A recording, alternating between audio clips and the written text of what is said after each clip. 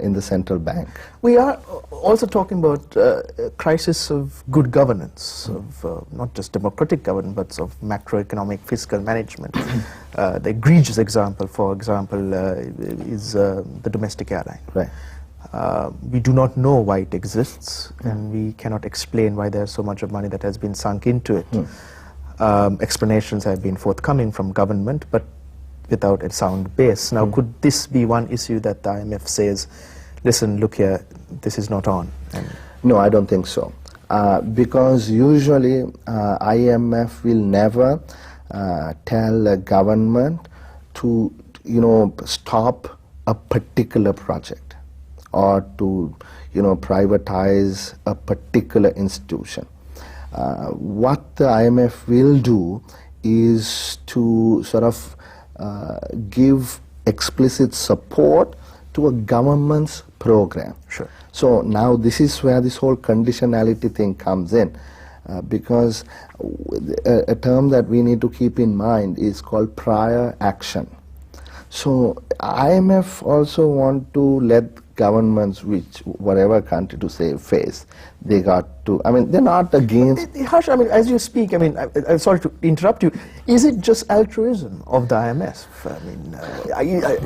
Can we believe that it is just altruism for the benefit of the peoples of Sri Lanka that they are?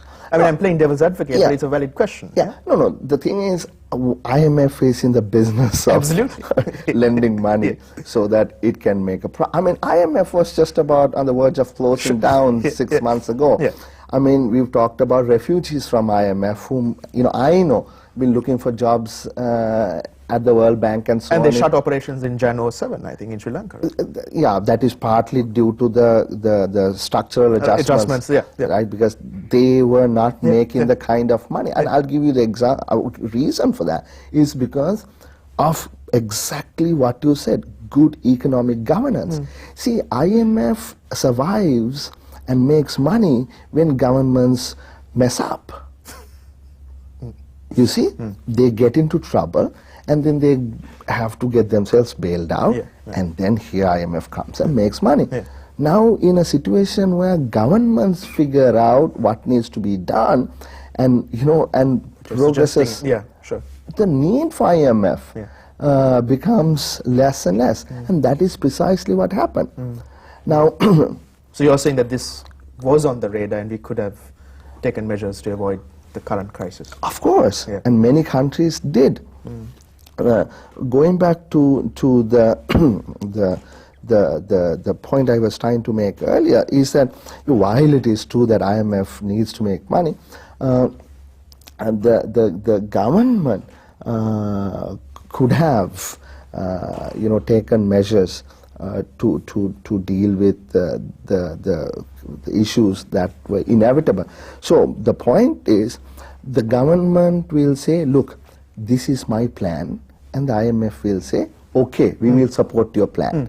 The IMF will never want to be seen in this context now having imposed conditions as such on governments who are anyway under enormous pressure. We're running out of time, but could that be the optics of the exercise, in that they become the bad guy, and that the government says we have been imposed these conditionalities and that we have no choice? No, the government will not do that. What the government will do, and I think we all are seeing the prior actions. You see, they will say, look, we will on our own, agree internally that we are going for fiscal deficit reduction.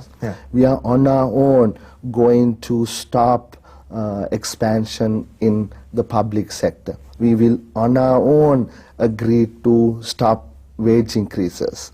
We will on our own try to let the rupee find its level in the marketplace. We will on our own ensure that the large fertilizer subsidy is not given for everyone, but only if they sell their produce to the paddy marketing board. We are seeing all this happening. So, one can argue that these are the prior actions that the government is taking. So in order to show the IMF, look, we already started doing this. Just validate our program and give us the money. In very briefly, what guarantee can the IMF impose on the government to actually keep to those promises made? Well, first of all, they will not give all the money in one go. Sure. It will be in tranches. Of course, once the money is gotten, if they break the agreements, there's nothing one can do. And it has happened in the past also.